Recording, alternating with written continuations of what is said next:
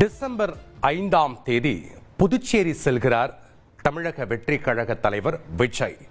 தாவேகா தலைவராக முதல் முறையாக புதுச்சேரி செல்லவிருக்கிறார் தாவேகா தலைவர் விஜய்.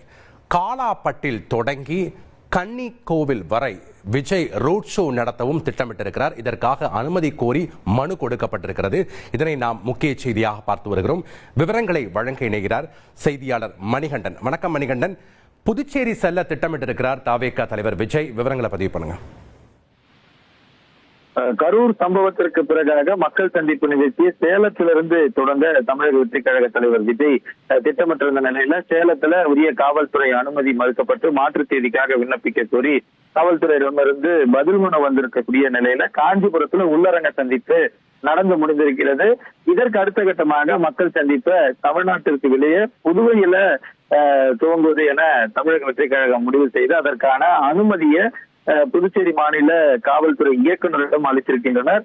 அதன்படி 5ஆம் தேதி புதுவைக்கு செல்லக்கூடிய தமிழக வெற்றி கழக தலைவர் விஜய் அஜந்தா சிக்னல், உப்பளம் வாட்டர் டேங்க், மரப்பாலம், அரியாங்குப்பம், தவளக்குப்பம், திருமாம்பாக்கம், கன்னியக்கோவில் ஆகிய பகுதிகளில் ரோட் ஷோ மேற்கொள்ளவிருக்கிறார். குறிப்பாக உப்பளம் சோனாம்பாளையம் வாட்டர் டேங்க் அருகில இந்த பொதுமக்கள் சந்திப்பு பரப்புரை என்பது நடைபெற இருக்கிறது. மாலையில இந்த மக்கள் சந்திப்பு பரப்புரை என்பது நடைபெறும் என அறியப்படுகிறது.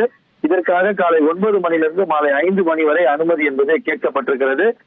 முதல் முறையாக கட்சி தலைவராக பொறுப்பேற்றதற்கு பிறகாக புதுச்சேரிக்கு செல்லக்கூடிய தமிழக வெற்றி கழக தலைவர் விஜய்க்கு உற்சாக வரவேற்பு அளிக்க அந்த மாநிலத்தை சேர்ந்த நிர்வாகிகள் தயாராகி வருகின்றனர். முக்கியமாக கட்சியுடைய பொதுச் செயலாளர் என் ஆனந்துடைய சொந்த தொகுதி என்பதன் காரணமாக புதுவையில உற்சாக வரவேற்பு அளிப்பதற்காக திட்டமிட்டிருக்கின்றனர். அதற்கு முன்பாக உரிய காவல்துறை அனுமதி கேட்டு காவல்துறை இயக்குநரிடம் தமிழக வெற்றி கழக புதுச்சேரி மாநில நிர்வாகிகள் விண்ணப்பித்திருக்கின்றனர்.